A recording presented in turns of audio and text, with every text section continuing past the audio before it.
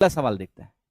ए ने एक article B को 11% के लाभ पर बेचा है, बी ने इस आर्टिकल को सी को 8% के नुकसान पर बेचा है, सी ने इस आर्टिकल को डी को 13% के लाभ पर बेचा है, इतने रुपए में बेचा है। आपको बताना है किस प्राइस में ए ने इस आर्टिकल को खरीदा है। तो let me explain the question.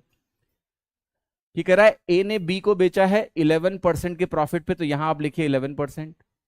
B ने इस आर्टिकल को सी को बेचा है 8% के लॉस पे, तो यहां लिखिए 8%।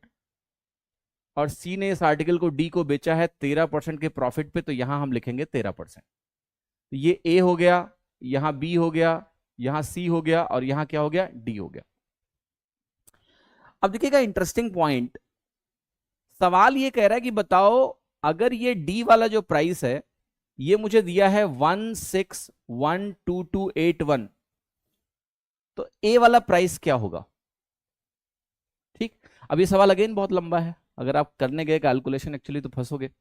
तो ऐसे सवालों में एक थोड़ा कॉमन सेंस की प्रैक्टिस करना बहुत जरूरी होता है। जैसे एक चीज आप बहुत ध्यान से देखो, इन तीनों परसेंटेज वैल्यूज का नेट क्या है। इतना तो आपको देख के पता चल जाएगा कि इसका नेट पॉजिटिव है, यानी ए की वैल्यू और डी की वैल्यू को अगर मैं कंपेयर करूं तो डी की वैल्यू ए से पक्का बड़ी होगी। क्यों होगी? क्योंकि दिख रहा है भैया 11% -8% फिर +13%। ये देख के तुम्हें नहीं लग रहा है कि ए बढ़ा के डी मिला है? भाई 11 -8 और +13 का नेट क्या होगा? पॉजिटिव ही होगा ना, कैलकुलेट करने की जरूरत नहीं है। ये देख के पता चल रहा है यार 11 -8 और 13 का नेट पॉजिटिव ही होगा, तो सेंस बता देगा तुमको। तो डी ए से बड़ा है ये हमें मालूम है। अब अगर डी की वैल्यू ही 1 61 22 81 है तो ए की वैल्यू क्या होगी? इससे कम होगी। और मजेदार बात क्या है कि इस प्रश्न में 3 जो उत्तर हैं वो बड़े हैं 1 61 22 81 से, एक ही उत्तर छोटा है वही सही है। अभी सवाल में कोई कैलकुलेशन नहीं करनी है, आपको अपना कॉमन सेंस यूज करना है। But common sense is not so common, right? है ना? ट्रेडिशनली सवाल को करना है तो लिख देता हूं एक्सप्रेशन, बट ये सवाल उससे करना ही नहीं है आपको। ट्रेडिशनली अगर करने जाओगे तो आप ऐसे कहोगे कि ए की जो भी वैल्यू है उसको अगर मैं 11% से बढ़ा रहा हूं तो 111/100 गुना हो जाएगा। फिर 8% कम करूंगा तो ये 92/100 गुना हो जाएगा।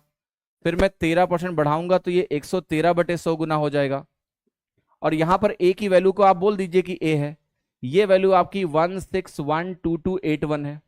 अब आप खुद देखिए, अगर आप इसको कैलकुलेट करने गए, यहां पर कुछ इंपॉर्टेंट चीजें हैं जो आपको मैं बता देता हूं कि 111 37 × 3 होता है, ये ध्यान रखिए, बहुत इंपॉर्टेंट चीज है कैलकुलेशन के लिए।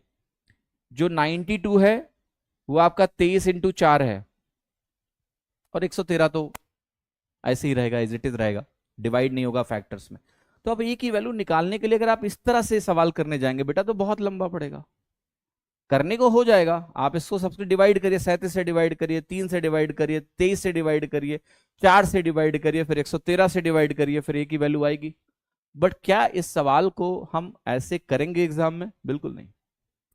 ये सवाल, ये डेटा तो हम इस कॉमन सेंस से कर पाएंगे। तो ये इंपॉर्टेंट है कि किसी सक्सेसिव परसेंटेज चेंज में ये जान पाना कि भाई एंड टू एंड रिलेशन क्या है, कम है या ज्यादा है। इससे ही कई बार सवाल हो जाते हैं, जैसे ये सवाल। ठीक, तो ये स्किल आप